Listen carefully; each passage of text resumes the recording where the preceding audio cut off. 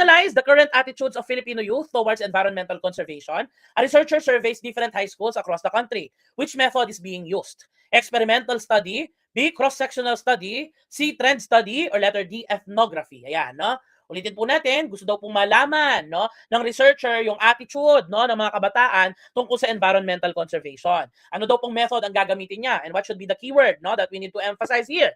Sabi niya, he surveyed different high schools across the country. Ayun na yun na yung clue po natin eh. The answer is letter B, cross-sectional.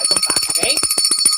Number 1, hindi naman siya nag-immersion, so hindi po siya ethnography, no? Hindi naman yan tribal communities, di ba? Number 2, hindi rin naman siya nag-manipulate, no? Ayan, so hindi rin po siya experimental.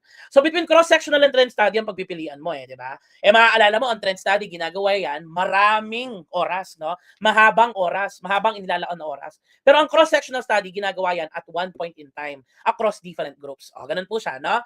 Di ba, pag sinabi po nating longitudinal, no? We follow the same population, for example, no?